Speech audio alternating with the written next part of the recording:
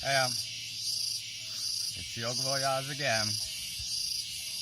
This time still from the Lahu village, Sunshine Network, Thai massage course. We are about to end the course. It's the last day. Yesterday we completed our sort of final exam, 2 hours of massage.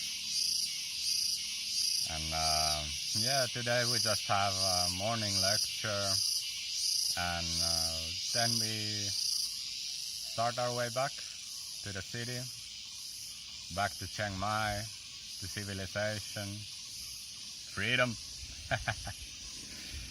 No, yeah, and yeah, it's almost time to get back to Finland as well. I've been on the road for about 4 months. Most of that time, well, on the road, but yeah, out of home. Most of the time in in the ashram, in here, in Chiang Mai. Yeah, haven't been really traveling in that sense, moving around as much, exploring in that sense.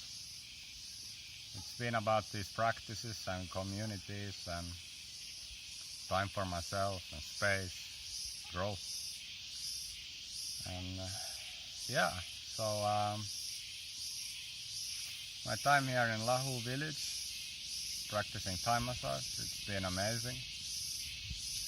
We had a very nice group. Again, I think around 20 people. Can't be too sure. Pretty good split, men and women, roughly the same, a few more women. And yeah, been learning a lot. It's been great to go into a new thing and really get my hands on it, really learn. In a way, very holistically. Just looking at this as a challenge, it's interesting in how many ways the bodies move, and 2 bodies can be there, and to sort of learn to feel, become sensitive, learn to understand more about the body, and yeah, in that sense it's been great. It's also been a sort of personal journey as well, way deeper than I thought, in a sense. I thought my time in the ashram was more about digging way deep into my own self in a way, and healing there. And somehow I had this impression that this would be more about learning a practical skill, which it was also. But it was also a very deep experience. For one, well, just here, right next to me, is the platform where we did meditation. So we actually had oh, there's a scooter coming by. Yeah. So we actually had a pretty strong meditation practice here. We woke up every morning early, 5:45 we met here at the top of the hill, climbing up that hill, pretty steep, waking up nicely, sitting down 1 hour together. It was optional, but I really loved it and came every morning. And it wasn't as bad to wake up early as I thought either. And yeah, it was great actually to go into these sort of long meditation sittings. I used to be more of a meditator, and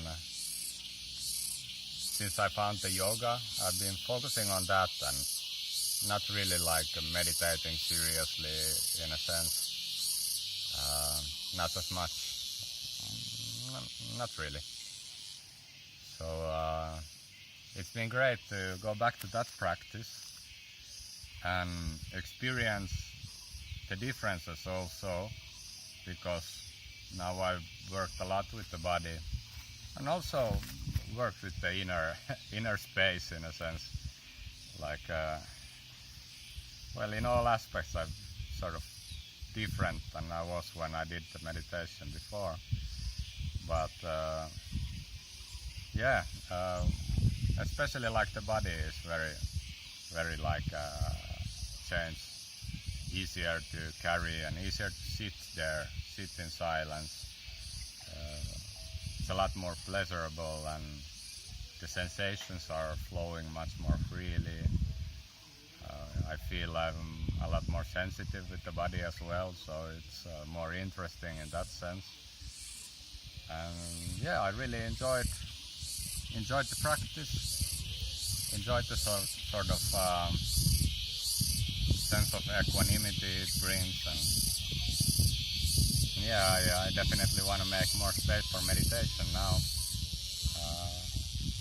Yeah, after the meditation we did yoga also up here, took off the mats and went to a football field actually, and did the yoga on a football field right behind you, right here. So yeah, that was fun as well. We had 2 people guiding yoga, they did great. It was pretty fun actually to do this like different type of yoga, because in the ashram we were pretty set with our practices. We had these certain building blocks we would use, and they work really well. So it was interesting getting here into a more like free-flowing yoga classes, and with different mentalities as well. And yeah, in the beginning I had some like resistance to it, like wanting to do sort of my own thing. But then actually I sort of found how to bring my own practice into this, like this thing that we did, and I feel it was important as well. Like I really appreciate having the sort of solid foundation of practices we got from the ashram, but like working with those structures, it's also great to sort of break off once in a while, sort of explore something really different. And of course it can be something entirely different, like dance or martial arts or jogging or whatever way of like being with the body or with the mind even. But yeah, in this form of yoga it was also a good like challenge, not to sort of get too fixed into like what it's supposed to be, or like get too stuck on some patterns. It shouldn't be about that. Yeah. So yeah, then of course the main practice here was the Thai massage itself. A lot of learning about that. It's a really rich practice. Like there are so many possibilities to it, and in a way it's like overwhelming for the analytical mind, because there's always so much you could work on, and then there is the body you are working with, and your own body. You really have to take into account yourself and the person who you're doing it to. What do they need? What are their limitations, and even like what's their mood in the moment, and like everything. So like it doesn't really work that well to have a rigid structure for the massage. Of course you can have like some basis, some like basic flow which sort of treats the body like in a balanced way, and works a little bit of everything, and doesn't have any like stuff that is only applicable to few. You can do that, and a lot of people do that as well. But I guess it was our teacher who really got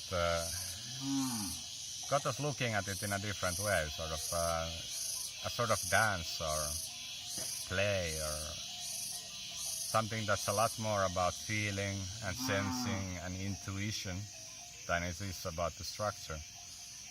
Of course, we still practice moves, we still practice sort of a structure as well.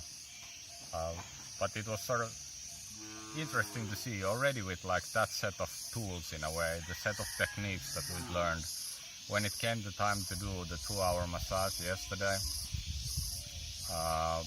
I noticed that when my sort of thinking mind got active, it really got overwhelmed by the possibilities. Like I couldn't approach the massage in that sense, that I sort of create a flow in my mind to go through and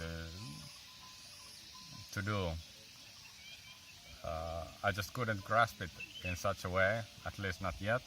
And more than that, the experience is much richer when there is a sort of liveliness to it, and like a receptivity to the moment and to what's there, to the needs in every moment of the recipient, and to my own body. Like, even if I could make like, okay, I could examine someone's body, then some bugs around. Even if I could like take a look at the body and feel it a bit, and then come up with this sort of solution to the body, to this like flow. Okay, this, yeah, set. Even if I could do that, could come up with something pretty nice, that would also lock me in my mind and sort of block me from noticing the little things that happen in every moment, and from the sensitivity that I need to sense the good amount of pressure and sense a good sense of timing, and these little things that might be bothering the recipient, or the needs that they have that sort of can surface just suddenly. When we're doing something, I may run into something and notice, oh, here, this is important stuff, and gotta find a way to work with this. So yeah, the video is running pretty long. I guess it's about time to end things, about time to leave the place as well. Yeah. Run out of time. I'll get back again, maybe in Chiang Mai, at latest back in Finland. My flight back is the 25th. Not a long time to go. Yeah. Well, running too long. I'll get back to you. Bye.